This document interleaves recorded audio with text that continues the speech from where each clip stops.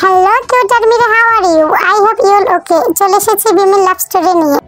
And ভিডিওটা ভালো লাগলে লাইক কমেন্ট সাবস্ক্রাইব অবশ্যই করে দিবে।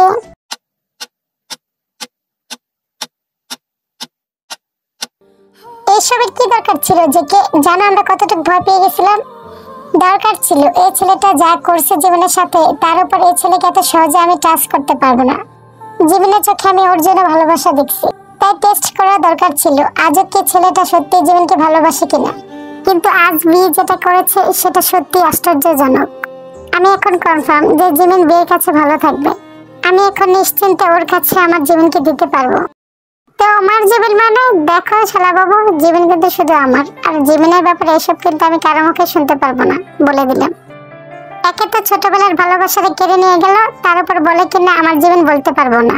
আসছে জীবনকে তোমার হাতে তুলে দিয়েছি সেটাই বেশি। জীবনকে যদি এখন বলি আমি ওকে বিয়ে করব, তো আমাকে বিয়ে করবে। ও ওর প্রমিস পূরণ করার জন্য সব করতে পারে, তুমি সেটা জানো?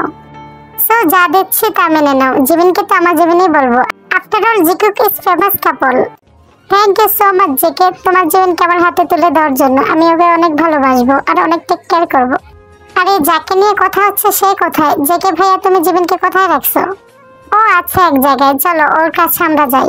দেন জেকে সবাইকে নিয়ে যায় জীবনের কাছে।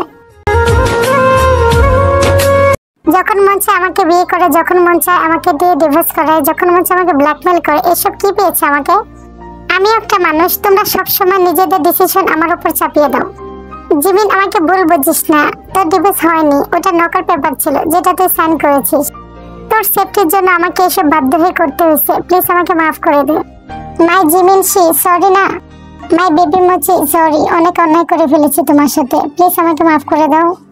চলো আমাদের বেবিকে নিয়ে একটা নতুন জীবন শুরু করি। আমি সবকিছু ছেড়ে দেব, আমার যে তোমাকে ছাড়া কেউই নেই। প্লিজ আমাকে মাফ করে দিয়ে আমাকে একটা সুযোগ দাও। আমি তোমাকে নিয়ে আমার ফ্যামিলি বানাতে চাই। জিমিন এত সহজে এদেরকে মাফ করবি না, চল আমার সাথে চল। তারপর সুগার জিমিনকে নিয়ে চলে যায়। না, এই কাবাবের হাড্ডিটাকে কিছু করতে হবে, না হলে সহজে জীবনকে আমার কাছে আসতে দেবে না। মিস্টার জেকে, আপনার বোনগুলো এমন কেন? আমি কি করে জানবো? দুইটাই আমার কাজিন সিস্টার, আমার আপন বোন না যে বোন বোন করতেছেন। তারপর সবাই বাসায় চলে যায়। বাসায় আজকে একটু খুশির দিন, তাই সবাই একটু ভালো মন্দ রান্না করে আর একটা পার্টি করে। রাতে জীবন নিজের রুমে শুতে যায়, তখনই বিয়ে আসে। তুমি আমার রুমে কি করো? মানে আমি এখানে ঘুমাতে আসছি, আমি তোমার রুমে থাকবো না তো কার রুমে থাকবো? আমি তো তোমাকে আমার বাড়ি নিয়ে যেতে চেয়েছিলাম, বাট তোমার ফ্যামিলি বললো এই সময় নাকি একা থাকতে নেই, আর আমার ফ্যামিলিতে তো কেউ নেই, তাই তোমাকে আমি এই বাড়িতেই রাখলাম। এখন তুমি যদি তোমার রুমে আমাকে থাকতে না দাও, তাহলে আমি কোথায় থাকবো বলো? আমার মাথায়। না, তোমার মাথা লাগবে না, তোমার রুমের এক কোণায় জায়গা দিলেই হবে। ঠিক আছে, সোফায় গিয়ে শুয়ে পড়ো। দেন জিমিন বেডে শুয়ে পড়ে। কিছুক্ষণ পর জিমিন দেখে ভি এপিট ওপিট করতেছে, সোফায় ঘুমাতে পারছে না ভি। জিমিনা, আমি তোমার কাছে এসে শুয়ে পড়ি, আমি একটু ঘুমাতে পারতেছি না, আমি তোমাকে একটু চালাবো না, প্রমিস। ঘুমাতে না পারলে নিচে শুয়ে পড়ো, তারপর আমার এখানে তোমার জায়গা নেই। ভি বাধ্য হয়ে সোফাতেই শোয়ে। ভি ইচ্ছা করে পড়ে যায় জিমিনকে দেখানোর জন্য। গেল গেল, কোমরটা গেল। কি হলো, তুমি পড়লে কিভাবে? উফ, তোমাকে দিয়ে তো পারছি না, ব্যথা পেয়েছো বেশি? আসো আমার পাশে এসে শুয়ে পড়ো। হ্যাঁ, খুব ব্যথা পেয়েছি, থ্যাংক ইউ সো মাচ বেডে শুতে দেওয়ার জন্য। বেডে শুবে ভালো কথা, বাট আমাকে টাচ করবে না। ইচ্ছে করে কিছু করবো না, বাট ঘুমের মধ্যে হাত চলে গেলে সেটা আমার দোষ নেই।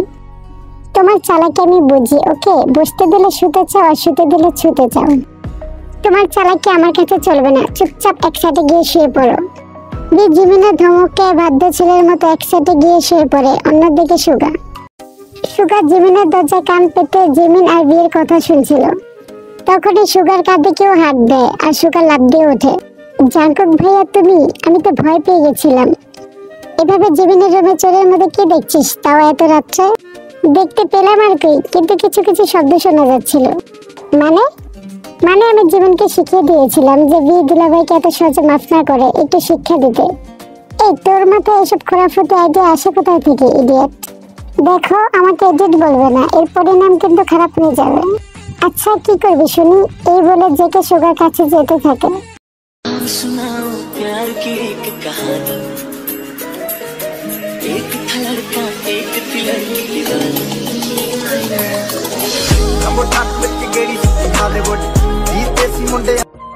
সরি সরি সরি, এটা আমি ইচ্ছে করে করিনি। It's okay. এটা বলে সুগা একটা দৌড় দেয়। পাগল নাকি? ইস, আমি আরেকটু থাকলে ওখানে আমি লজ্জায় মরে যেতাম। এটা আমার ফার্স্ট কিস ছিল। আমার ফার্স্ট কিসটা কিভাবে দেখো তো চুরি করে নিয়ে গেল শয়তানটা। আই এম সরি আর্মি, আমার ভয়েসটা একটু খারাপ শোনা যেতে পারে, কারণ আমার অনেক ঠান্ডা লেগে গেছে আর জ্বর আর গলা ব্যথাও আছে। তারপরেও আমি ভয়েসিং করতেছি। জানি না এই পার্টটা আমি কবে দিতে পারবো, সো প্লিজ একটু অ্যাডজাস্ট করে নিও। আদার্স আর বিমিন মনে হয় ঘুমিয়ে গেছে।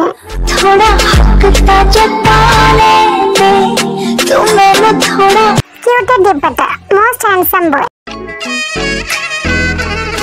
जब होता है तू मेरे पास मुझे लगता है क्यों तू खास। जब होता है तू मेरे पास मुझे लगता है। তুমি এখনো ঘুমাওনি? তুমি ঘুমে নাটক করতেছিলে তখন। আমার পাশে একটা পড়ে শুয়ে আছে, আমি কিভাবে ঘুমাতে পারি বলো তো? আর হ্যাঁ, শুরুটা তুমি করেছো, আমি না। আমি ভেবেছিলাম তুমি ঘুমিয়েছিলে। আমার জানটা যে আমার পাশে আছে, আমি কিভাবে ঘুমাতে পারি বলো তো? এখন শুরু যেহেতু করে দিয়েছো, চলো শেষটা আমিই করে দিই। देखा हजारों दफा आपको, फिर बेकरारी कैसी है। संभाले संभलता नहीं ये दिल, कुछ प्यार में बात ऐसी है। लेकर इजाजत अब आपसे, सांसें ये आती মাই লিটল জেমিনা, ঘুমান্তে পড়ি একটা।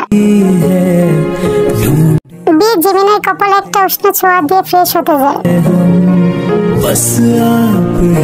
এটা আমি কি করলাম আবেগের বসে? এখন তো আমার নিজের থেকে লজ্জা লাগতেছে। আমার শরীরে তো ড্রেসও নেই না। ও আসার আগে আগে তাড়াতাড়ি ড্রেসগুলো পরে নিই। যেদিন তাড়াতাড়ি করে ড্রেসগুলো নেয় আর পরতে নেই, তখন বিয়ে চলে আসে ওয়াশরুম থেকে।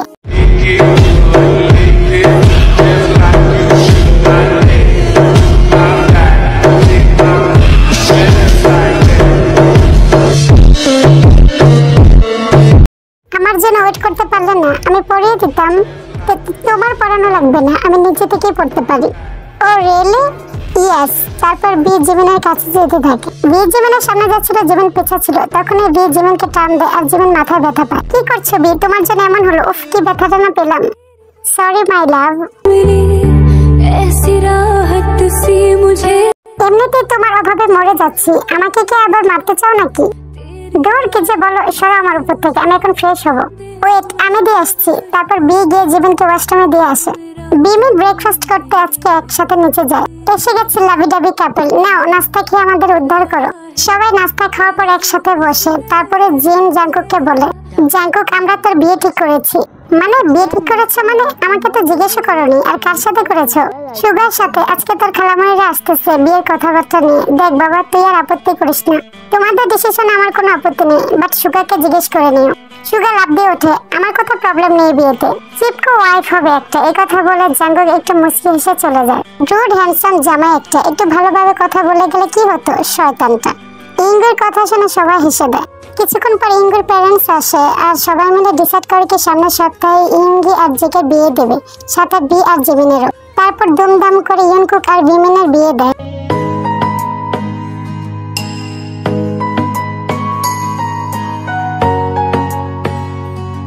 कच्ची डोरियों डोरियों डोरियों से मैनू तू बांधने पक्की।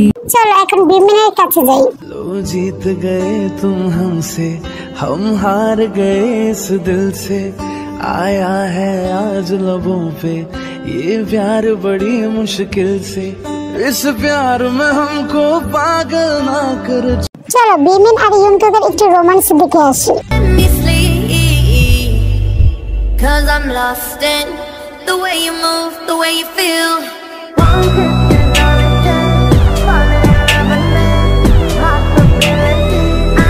বিয়ে জীবনের জন্য ওয়েট করতেছিল। কিছুক্ষণ পর জিমিন ওয়াশরুম থেকে বের হয়।